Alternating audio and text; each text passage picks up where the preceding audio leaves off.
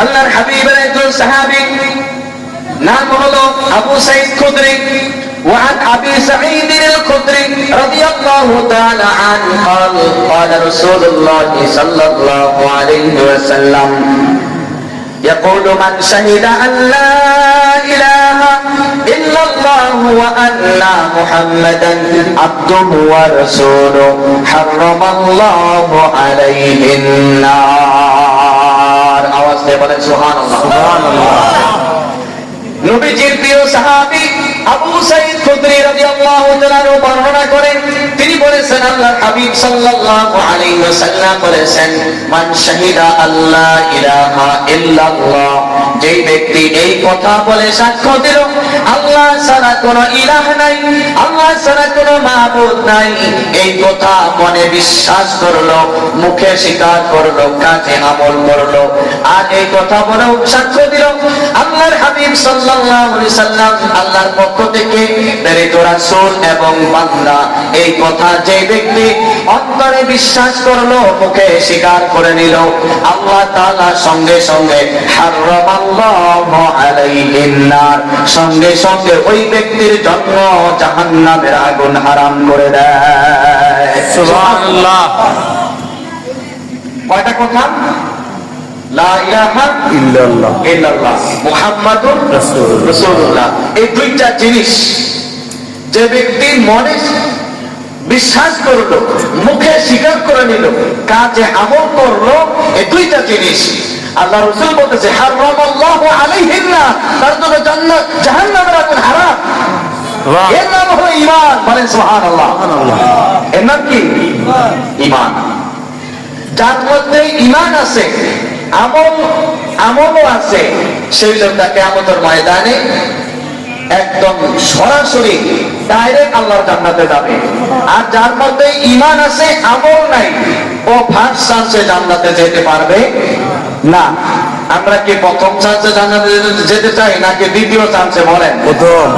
আবার অনেকে বলতে পারেন যে হুজুর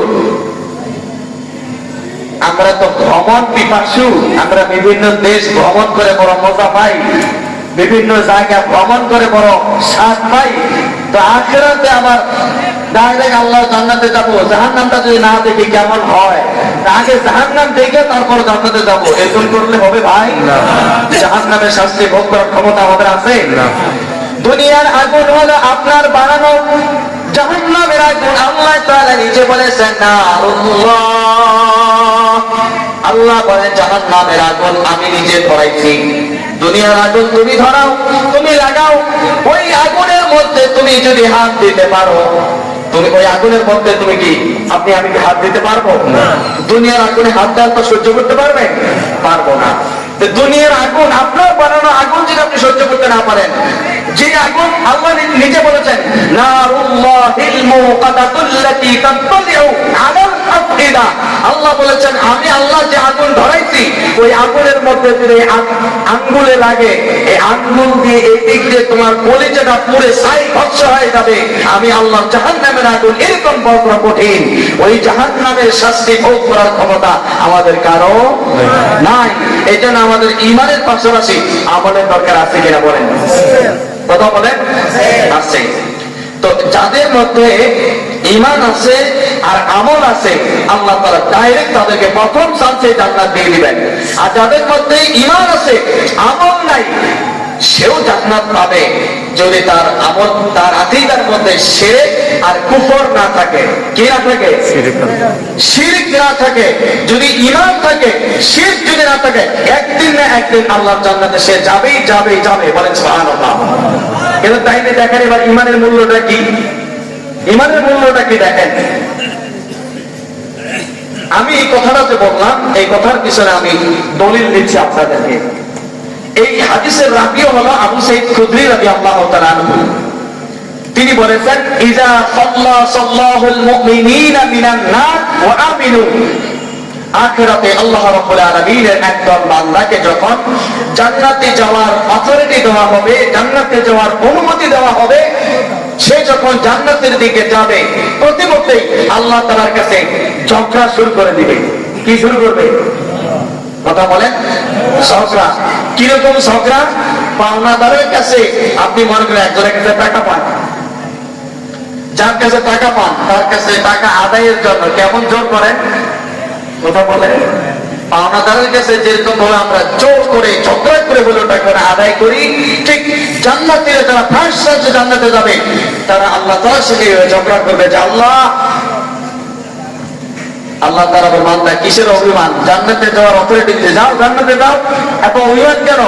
আল্লাহ বলবে, জান্নাতীরা বলবে খোদা আমরা জান্নাতে যাব না, আমাদের ভাইয়ের মধ্যে, আমাদের বন্ধুর মধ্যে, আমাদের নিকট আত্মীয়র মধ্যে, বিশেষ করে যারা ইসলামী আন্দোলনের জন্য, কোরআনের জন্য, কোরআনের আইন প্রতিষ্ঠার জন্য আমাদের সাথে একই কাতারে কাজ করলো, তাদের মধ্যে অনেকে গুনাহের জন্য জাহান্নামে চলে গেছে। ও খোদা তাদেরকে জাহান্নাম থেকে বের করে দিতেই হবে, না হলে আমরা জান্নাতে যাব না। সুবহানাল্লাহ বলবেন না? সুবহানাল্লাহ। তাহলে আমাদের সম্পর্ক হবে কাদের সঙ্গে? ইমানদারদের সঙ্গে। কার সঙ্গে? ইমানদার। ইমানদার আল্লাহওয়ালাদের সঙ্গে সম্পর্ক থাকলে ইহকালে উপকারে না আসলেও আখিরাতে আপনার আমার উপকারে আসবে। আল্লাহ রাব্বুল আলামিন তখন বলবেন যাও ইযহাবু ওয়া আখরিজু, যাও যাও জাহান্নামের মধ্যে যাও।